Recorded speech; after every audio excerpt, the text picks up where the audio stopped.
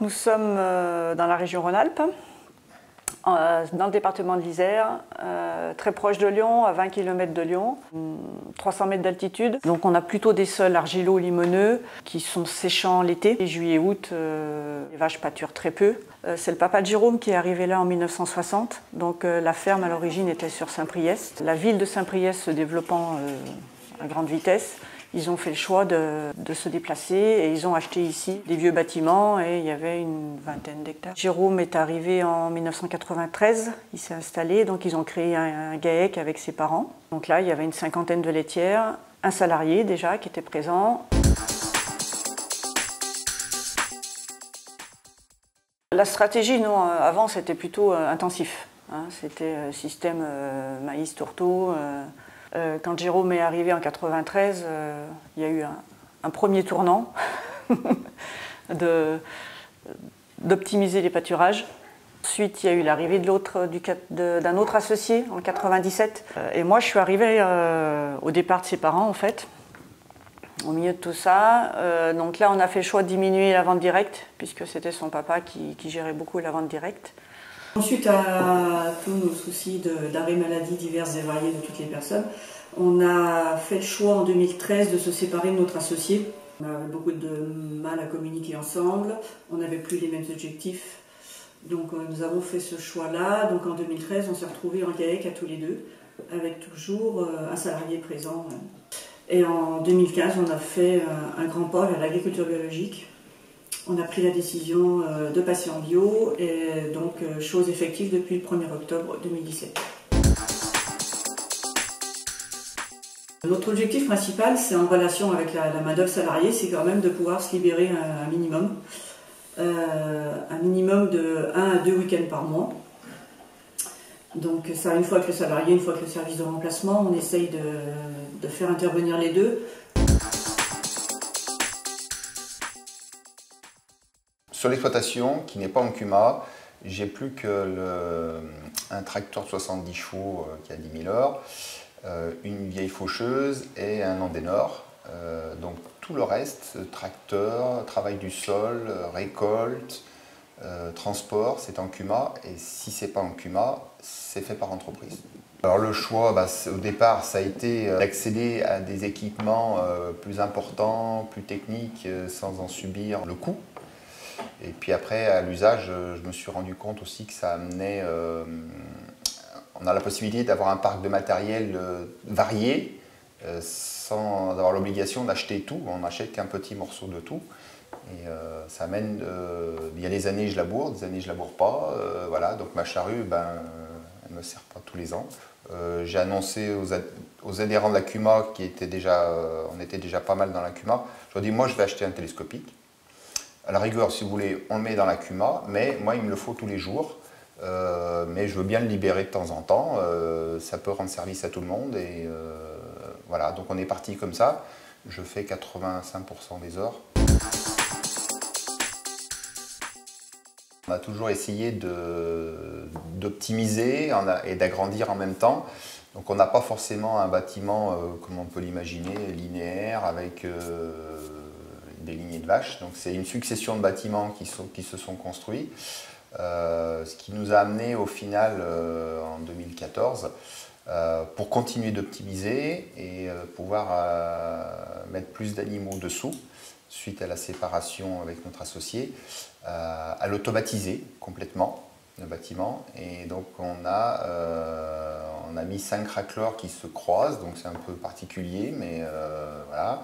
Et on a automatisé la distribution de l'alimentation pour pouvoir continuer à fonctionner avec ce bâtiment. Sinon, on était obligé soit de reconstruire un bâtiment génisse, soit de déplacer complètement le bâtiment vache laitière. Dans le fonctionnement de l'exploitation, il y a une obligation de rigueur. Rigueur dans l'hygiène, dans l'entretien des bâtiments, tout doit fonctionner en permanence. Et si on doit mettre un bout de ficelle à un moment donné, c'est que provisoire. Et voilà, donc c'est des choix de fonctionnement qu'on fait aujourd'hui. C'est un prix. C'est un prix en temps de travail, et puis, mais on y retrouve du plaisir au travail. c'est un choix qui est intéressant, je pense, parce si on compare à un robot de traite, ça coûte moins cher, ça nous a coûté à peu près 150 000 euros. J'estime moins cher qu'un robot de traite.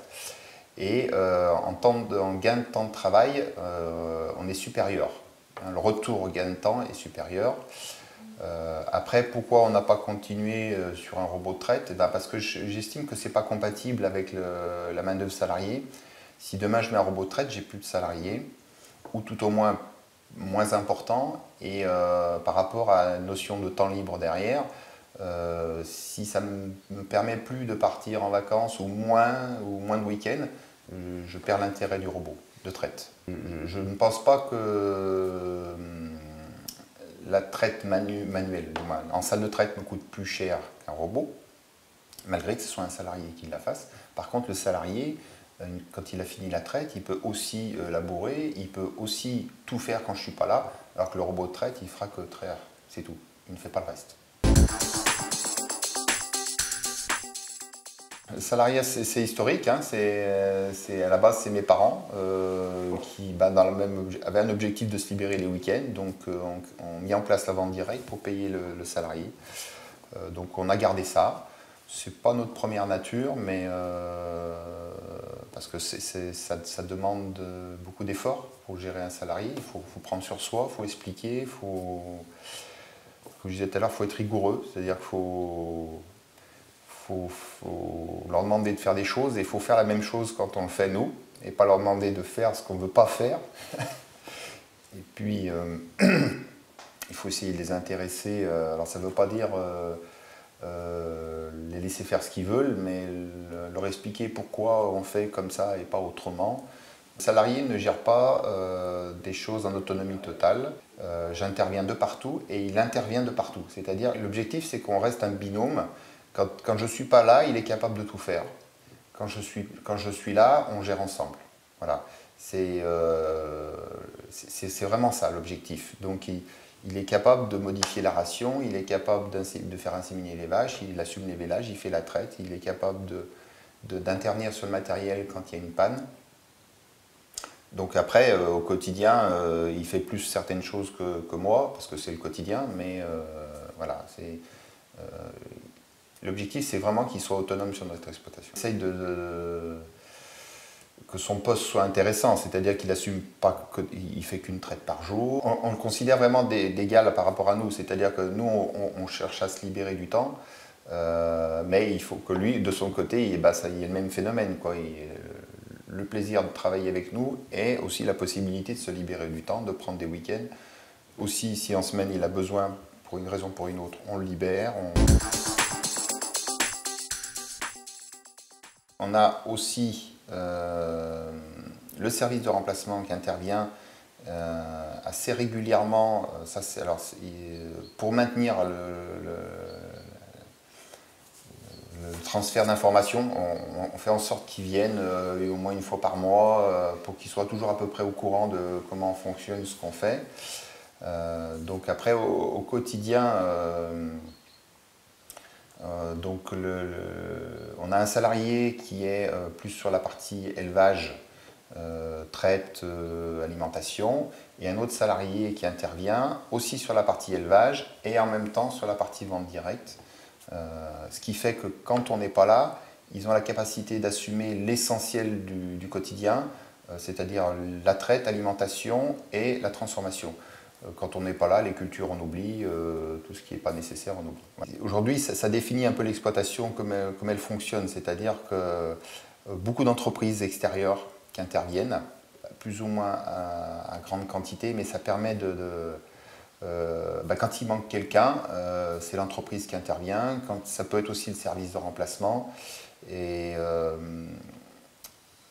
la CUMA aussi, elle est dans cette logique-là aussi, c'est-à-dire je paye que ce que j'utilise au niveau de la CUMA et s'il y a des années je fais moins, ça nous coûte un peu moins cher et quelque part c'est une entreprise qui a pris la place parce que j'étais pas là, parce que j'étais malade ou parce qu'on n'a pas eu de salariés pendant 6 mois, parce qu'ils sont partis.